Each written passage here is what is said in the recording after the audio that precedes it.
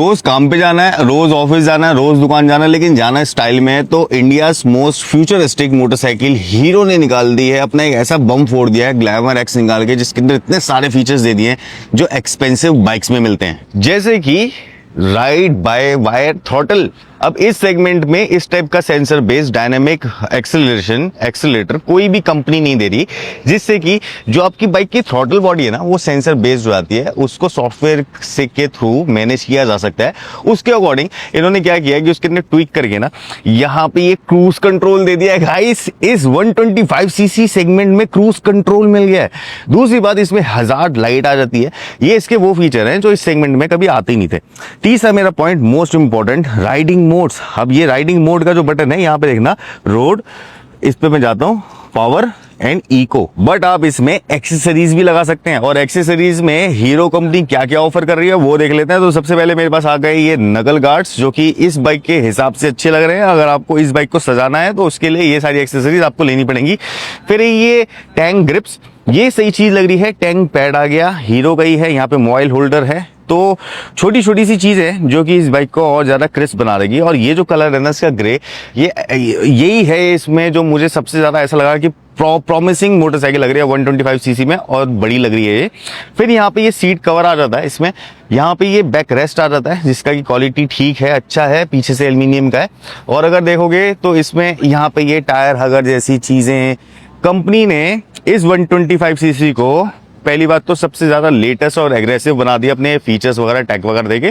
दूसरी बात, एक्सेसरीज का भी इसके अंदर प्रोविजन इतना ज्यादा दे दिया कि अगर आप छोटे मोटे पैसे खर्च कर लो तो एक्सेसरीज लगा के इसको, जैसे कि क्रोम वगैरह की ये वाली जो पोर्शन लगा हुआ है, ये लगा के इसको और ज्यादा अट्रैक्टिव बना सकते हो। बट एक्चुअली आपको शोरूम से जो बाइक मिलेगी पैसे देने के बाद, वो कुछ इस टाइप की मिलेगी। तो मेरे पास है ब्लैक एंड रेड, ये वाला कलर, जो कि काफी मुझे अट्रैक्टिव लग रहा है। इसके अंदर क्या क्या मिलता है एक बार देख लेते हैं। जो 125 सीसी सेगमेंट के अंदर ऑलरेडी कंपनी दे रही है उनको इग्नोर करेंगे, लेकिन मैं फिर भी इसके अंदर बता देता हूँ। तो डिस्क ब्रेक है, इसमें एलॉय व्हील है, ट्यूबलेस टायर है, और ये 18 इंचेस का है, काफी अच्छा है। इसकी टायर वॉल है वो भी काफी सही है। अब ट्यूबलेस है और यहाँ पे ये रिम वगैरह लग गया है, तो उसकी वजह से ज्यादा अच्छा लग रहा है। ये टेलीस्कोपिक सस्पेंशन आ गई इसके अंदर, लेकिन वही वाली है जो 120 सीसी सेगमेंट के अंदर लगती हैं। और अगर इसको साइड फेस से भी देखो तो ठीक सी लग रही है जो डिजाइन फिलॉसफी है उस हिसाब से। बट अब आती है इसकी ये हेडलैम्प, जो मुझे सबसे बढ़िया लगा। ये जो डीआरएल देख रहे हो, ये डायनामिक डीआरएल है। ये लाइट सेंसर के हिसाब से चलते हैं, लाइट सेंसर के थ्रू। तो जब ज्यादा ब्राइट लाइट होगी तो थोड़ा सा ये ब्राइट हो जाता है, और जब डिम हो जाती है, नाइट हो जाती है, उसमें थोड़ा सा ये कम हो जाता है, जिससे कि बहुत तेज आंखों पे ना लगे। इसके अंदर रिफ्लेक्टर बेस्ड एलईडी हेडलैम्प है, ऊपर भी रिफ्लेक्टर बेस्ड है, नीचे भी रिफ्लेक्टर बेस्ड है। इस सेगमेंट के अंदर एलईडी हेडलैम्प दे देना, और चलो ठीक है, बहुत सारी कंपनीज दे रही है, बट उसके साथ में इतनी सारी चीजें और भी दे देना, और पैसे भी कोई ऐसे नहीं है कि बहुत ज्यादा कर दिए इसके। लेकिन हाँ, ये है कि 125 सीसी की जो बाइक्स होती हैं वो कम पैसों में मिल जाती है। ये मिलेगी 99,999 रुपए में, ऑलमोस्ट लाख रुपए में। तो लाख रुपए के अंदर आपको क्या क्या मिलता है वो एक बार ये तो देखना जरूरी है ना। देखो, मेरे को इसका जो फ्रंट जो फेस है, वो इसकी फ्रंट स्क्रीन की वजह से थोड़ा सा ज्यादा वाइड लग रहा है और अच्छा लग रहा है। ये अगर आप एक्सेसरीज वगैरह लगवाते हो तो और ज्यादा खूबसूरत इसको बना सकते हो। एलईडी टर्न इंडिकेटर्स हैं इसके साथ में, ये चीज सही है। तो कहीं पे भी ऐसा नहीं किया कि बल्ब वगैरह यूज कर दिया जिसकी वजह से पुराना सा लगेगा, क्योंकि 125 सीसी सेगमेंट बहुत ही नीश मार्केट होती है। जिसको पैसे बचाने हैं, जिसको माइलेज चाहिए, पेट्रोल बचाना है, उन लोगों के लिए होती है।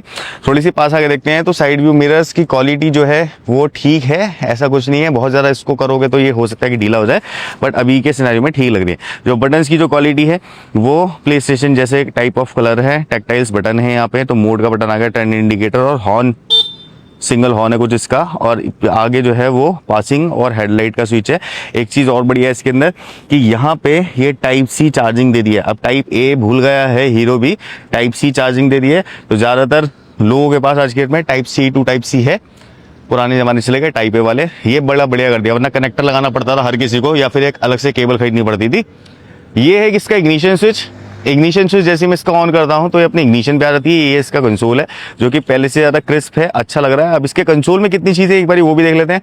तो यहाँ पे आ रहा है कौन सा मोड है। जब मैं इसका मोड चेंज करूंगा तो ये पावर इको पे आ जाएगा, न्यूट्रल, गेयर इंडिकेटर है बेसिकली। यहाँ पे आ रहा है कितने मतलब जो आपको जो टाइम है वो, फिर एवरेज भी दिखा देगा यहाँ पे, फ्यूल इकोनॉमी वगैरह कितना इसका ओडो चल रहा है, फ्यूल मीटर स्पीड और आरपीएम यहाँ पे दिखाता है। एक बार इसको स्टार्ट करते हैं।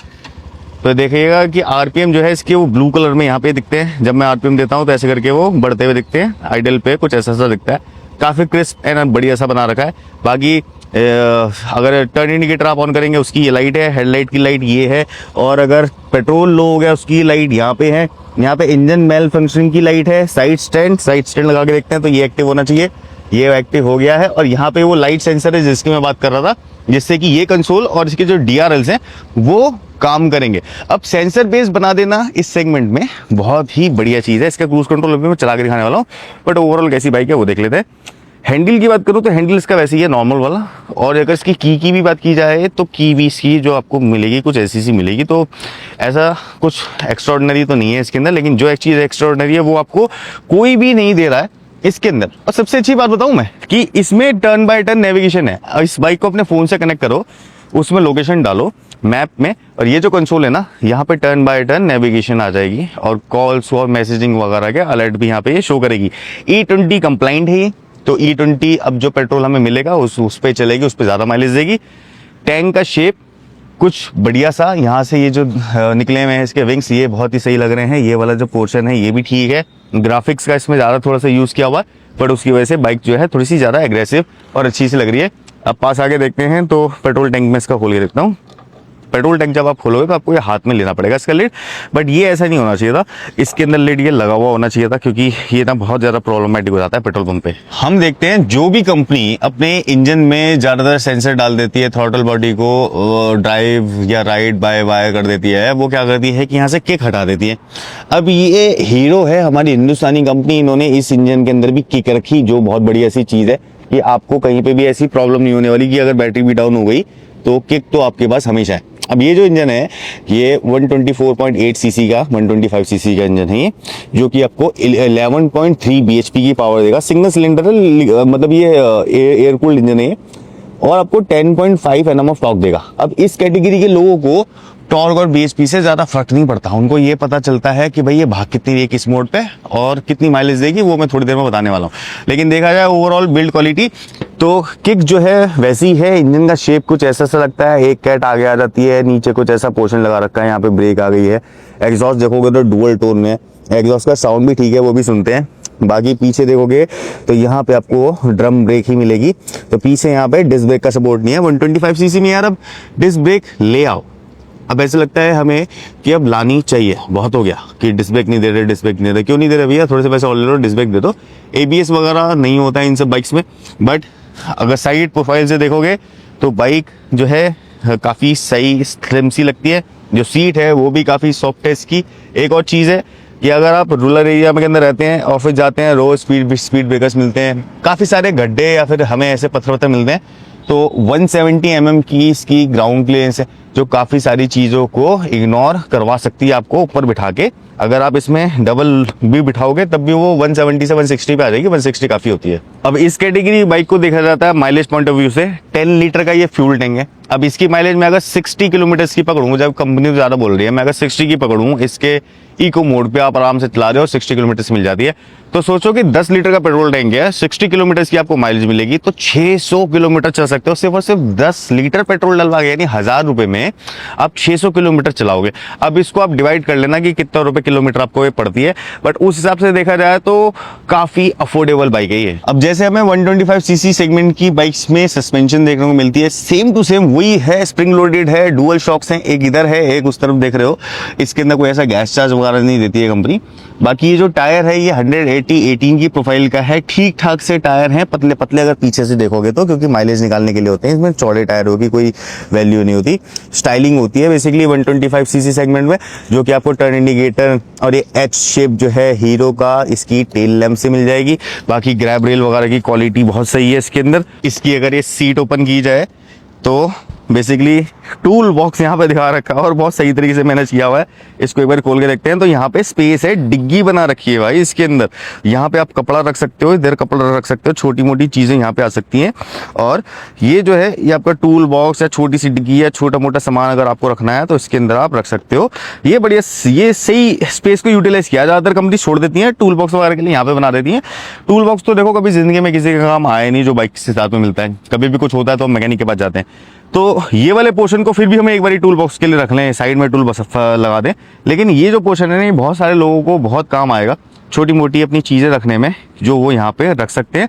ये होती है थ्रॉटल बॉडी, जहाँ से ये एयर इनटेक है, और यहाँ पे एयर फिल्टर लगा हुआ है, कुछ इस तरीके का दिखता है। डायग्नोस पोर्ट यहाँ पे मिल जाता है, और अंदर से जो है बाइक वो ओवरऑल खाली है। बाकी इसको अगर आप लेफ्ट साइड से देखोगे तो साड़ी गार्ड का बहुत बड़ा रोल है इंडियन जनता के लिए, वो यहाँ पे है। यहाँ पे है कि आपकी जो साड़ी है, सूट सलवार वगैरह, वो इसके व्हील के अंदर ना चली जाए, कभी वो चेन के साथ में चली जाए, तो चेन को भी कवर किया हुआ है, ये वाले पोर्शन को भी कवर लगा रखा है, अच्छे से मैनेज किया हुआ है। ऐसा नहीं है कि कुछ छोड़ रखा है यहाँ पे या फिर कुछ और। डायमंड फ्रेम जैसे ट्यूबुलर फ्रेम होता है कुछ इस टाइप का, दिखने में ये वाले एंगल से भी बाइक जो है काफ़ी प्रॉमिसिंग लग रही है। और कंपनी जो इसके साथ में लेग गार्ड लगा के देगी वो ऐसा है जो कि बाइक के साथ में मर्ज होता है। अब ये बहुत ज़्यादा फ्लैशी नहीं होता है, ऐसा ही होता है जो बहुत मतलब बाइक के साथ में मर्ज हो जाए।